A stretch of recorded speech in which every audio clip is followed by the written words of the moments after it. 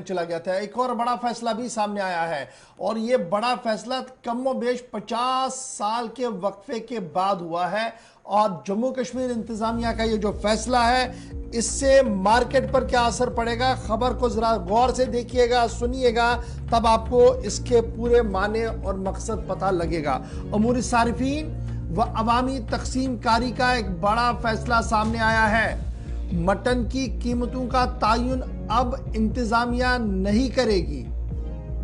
पिछले 50 साल से मार्केट रेगुलेट कर रही थी, मटन की कीमतों को रेगुलेट कर रही थी अमूरी सारिफीन व अवामी तकसीम कारी, और गुज़श्ता दिनों हंगामा भी हुआ था, वो भी आपको पता है। लेकिन अब खबर ये है कि जो कंट्रोल था मटन प्राइसेस को लेकर वो ख़त्म हो गया जी, और रिवोक हो गया। वो गवर्नमेंट ने रिवोक किया मटन लाइसेंस कंट्रोल ऑर्डर तकरीबन 50 साल के बाद। और ये माना जा रहा है कि यूनियन टेरिटरी के अंदर डायरेक्टरेट, ये जो इंतजामिया है, उन्होंने food civil supplies and consumer affairs department को ये कह दिया है और उन्हें ये साफ कर दिया कि रेगुलेशन प्राइस ऑफ मटन जो चल रहा था लाइव स्टॉक्स का, यानी भेड़ बकरियों का, इसमें काफ़ी टसल चल रही थी, लड़ाई चल रही थी।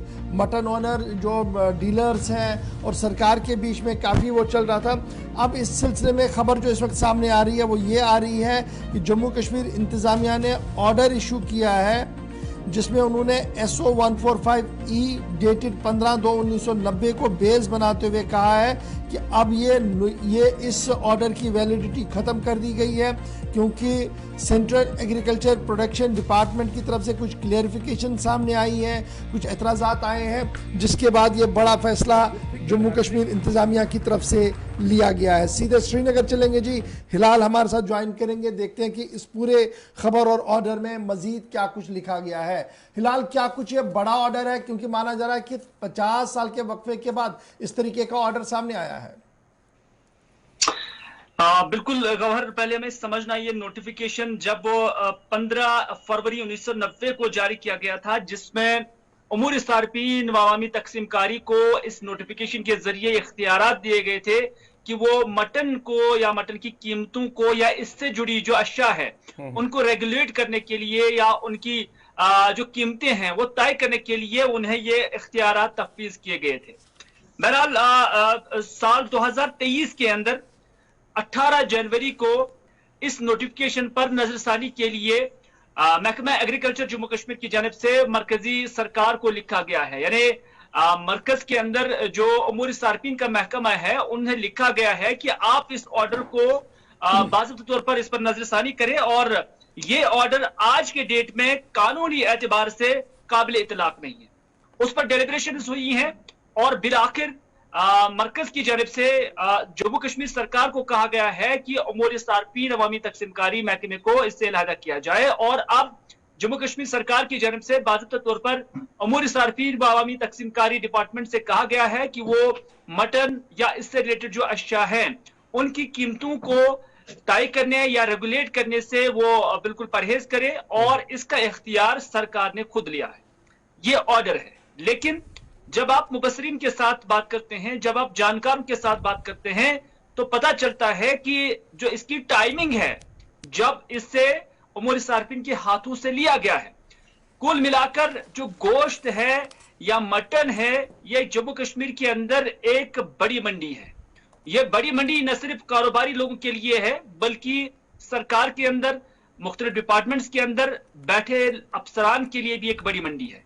ये इल्जामात हर वक्त जो है हमें देखने को मिले हैं।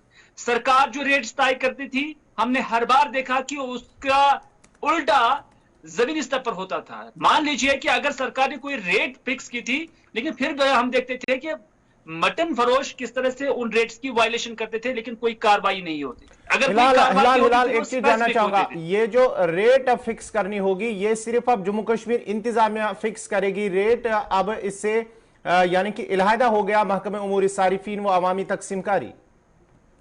देखिए, अभी तक अगर देखा जाए तो ये मटन के रेट्स ये अभी डिकंट्रोल्ड है, यानी ये अभी किसी को ये नहीं दिया गया है। फिल वक्त तक उमूर सारफीन महकमे को इससे इलाहादा किया गया है, यानी वो अब रेट मटन का फिक्स नहीं करेंगे। बिल्कुल। क्या सरकार ये एग्रीकल्चर डिपार्टमेंट को देगी, शीप एंड मैनेजमेंट डिपार्टमेंट को देगी, या कोई अलहदा से कोई विंग बनाएगी जो मटन की रेट तय करेगी, वो देखनी अभी बाकी है। लेकिन मैंने बोला कि टाइमिंग देखना बहुत जरूरी है। अभी जो ईद उल अजहा है, जब कुर्बानी की जानवरों की जरूरत भी होती है, तो हमारे नाज़रीन भी समझदार है, समझते भी हैं कि उस टाइमिंग के आसपास इस तरह का फैसला आ जाना ये किस तरह जो है इस सारे मामले को ले जा रहा है। अच्छा जी, ये भी जब आप इस बात की वजाहत कर रहे हैं तो लिखा जा रहा, तो क्या ये जो एक लॉबी थी पिछले कई सालों से काम कर रही थी, बिलवक्त वो कामयाब होती हुई नजर आ रही है? उनकी जो सारी तकदव थी साबिका दौर में भी और मौजूदा दौर में भी, वो रंग लाती हुई नजर आ रही है, और अब वो जो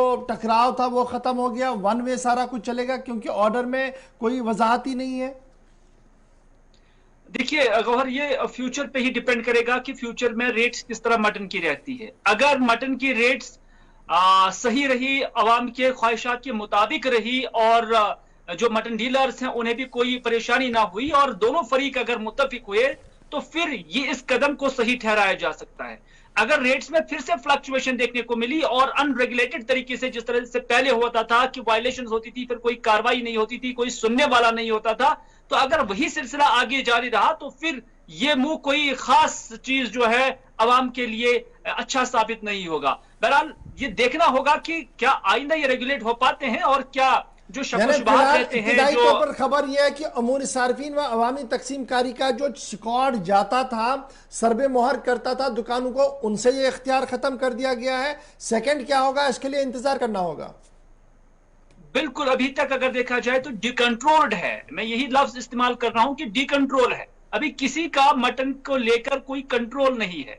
तो उमूर सार्फिन को अलग किया ही जा चुका है, लेकिन नया जो इदारा होगा, नए जो कमेटी होगी, नया जो डिपार्टमेंट होगा, वो कौन होगा, उसका भी अभी ऐलान नहीं हुआ है। फिल वक्त ये डिकंट्रोल्ड है। चलिए, बहुत शुक्रिया जी हमारे साथ ज्वाइन करने के लिए। ये थी जनाब खबर, क्योंकि इस खबर को लेकर अब रिएक्शंस भी थोड़ी देर में आना शुरू हो जाएंगे। आप भी अपनी बात ज़रूर रखिएगा, क्योंकि ईद उल अज़हा की आमद है, इस महीने के आखिर तक ईद भी होनी है, और उससे पहले सरकार का ये फैसला किस तरीके का इफेक्ट और इम्पैक्ट गवर्नमेंट मार्केट में डालेगा, और उसका इफेक्ट हमारी बजट पर कितना पड़ेगा, वो